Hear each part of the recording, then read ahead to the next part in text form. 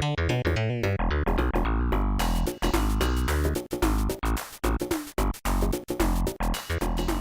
ever see an episode of a TV show where a character gets a little bonk on the head and then they can't remember anything about who they are? I've seen it time and time again. What is it with these TV writers and amnesia? Did they bonk their heads and forget all the ideas they had for plot lines? Now imagine something like that happening to you. Depending on how you look at it, this could be a blessing or a curse. If you're happily married, you lose all these beautiful memories with your spouse. The honeymoon, the birth of your first kid, that time they got you a toaster oven for your birthday. But on the other hand, maybe it's a moment of clarity. Maybe once you get your memory back, you now know what or who you would be okay forgetting about. Who's my wife? That's my wife? I couldn't do any better? Well, third bunk's a charm.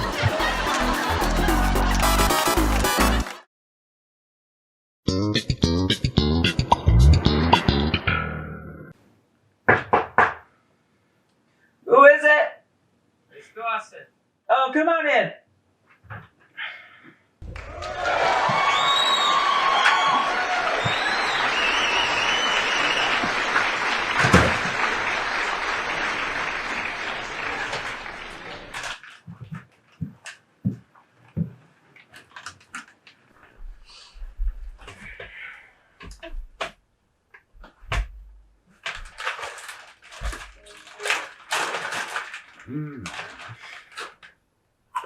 What's the matter with you?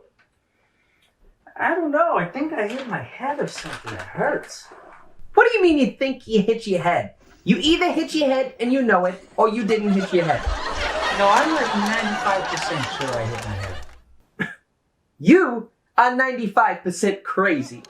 It's probably just a headache or something. You want some coffee? Yeah, no thanks.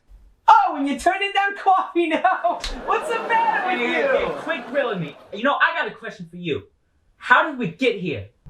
What do you mean, like, how did we get here as a society? Like how we're so reliant on coffee? Because I got some explanations for you. Like, I'm pretty sure it started No. I mean, like, here in this place. The last thing I remember was at my parents' house. I mean, whose place is this? Oh, I see. You thought you could pull one on me, huh? Well, nice try. Little thing you should know, Hayden, is you can't mess with the best. That's why they call it the best. Because you can't mess with it. Dawson, I'm being serious. Can you please just tell me where we are? Hey. So I was just down at Abbott's, the thrift shop in Felton, and well, I found this vest, and it was beautiful, man. It felt like suede. It wasn't suede. It was black with this golden orange pattern all up and down it. I bought it for, get this, $10, Hayden. Can you believe that? Yeah, I've seen better deals. What is Felton? What is Felton? Can you believe this guy? So anyway, I take it down to the Santa Cruz boardwalk to show it to Steven, because, you know, he's all into thrifting. He says they don't know how good they got it. He can sell it for at least $100. He's already got a buyer lined up in Ben Lomond. Okay, wait a minute. Ben Lomond, Felton, what are these places? And how did you get all the way down to Santa Cruz without telling me? So now I gotta talk to you every time I want to take a 20-minute drive down to Santa Cruz? You're getting a little controlling, sister. You better watch yourself. Oh, is this hard-boiled egg up for grabs? Wait, so you really don't know where Felton is? I really don't. I just woke up about 20 minutes ago on the couch and couldn't remember anything from the past couple of weeks. I got it. You must have hit your head. Happens all the time on TV shows. My God, you really were telling the truth. You don't remember anything since we left Portland. No, could you fill me in? Sure. Just remember, I really don't like repeating myself, so you better hang on to every word, bub. Every word. Are you kidding me? You love to repeat yourself. You're always repeating yourself. Nevertheless, we can share it with the audience too. Two birds, one stone.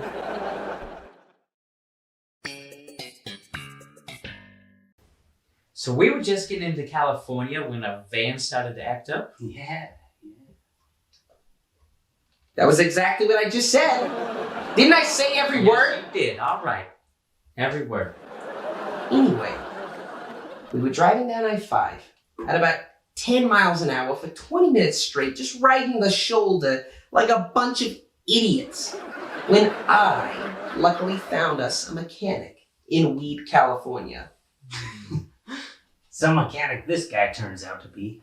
He drilled holes into our catalytic converter. Right into them!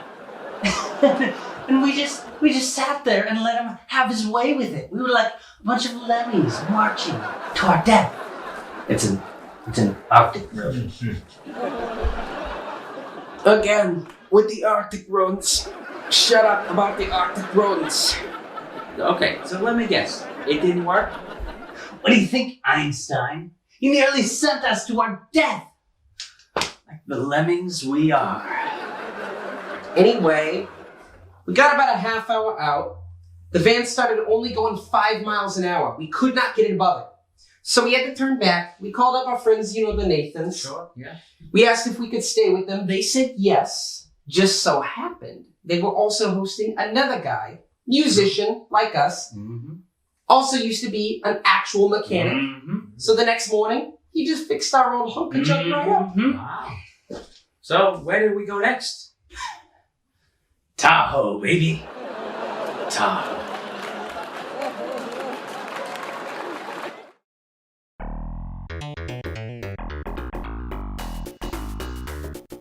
Has anybody ever gone to a sketchy mechanic?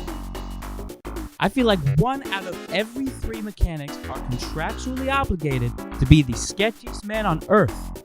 The hardest part is, if you don't know anything about cars, you really have no idea what they're doing to your car until the damage is done. The guy could pour gasoline all over the interior of my car, light a match, throw it in, and I'd just be standing there thinking, well, he's got that mechanic look, so he must know what he's doing. I swear, there must be some special requirements to become a mechanic that have nothing to do with skill or experience. It's like they've got a weeding process entirely based on looks. Well, sir, your wife beater has no holes in it, your fingernails are too clean, and frankly, you just don't quite have that wild animal look in your eye.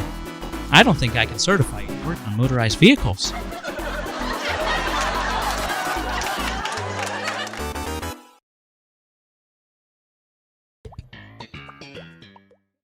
So why did we go to Tahoe anyways? It's way out of the way of Santa Cruz. Because I wanted to. Does a man get a reason to visit the Jewel of the Sierras? Tahoe, baby. It's the lake of the sky. Anyway, I think I want a place there. With what money? Oh, I've got money. Don't you worry about little old me. We share a bank account. Touché. So why did we even do that?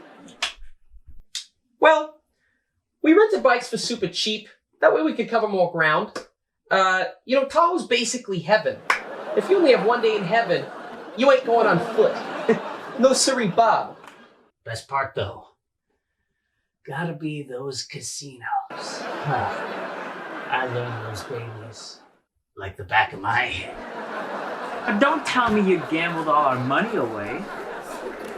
Well, no, we didn't actually gamble at all, but boy, did we walk around those casinos.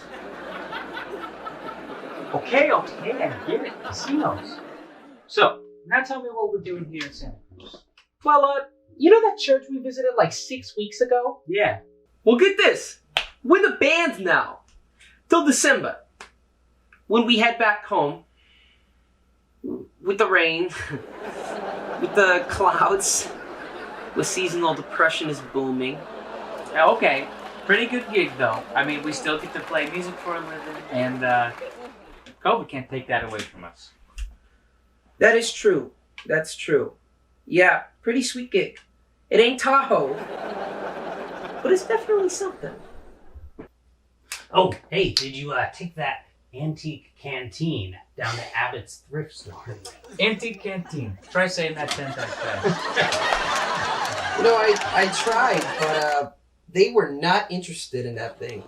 Well, good, because Steven thinks he's got a potential buyer up in San Jose.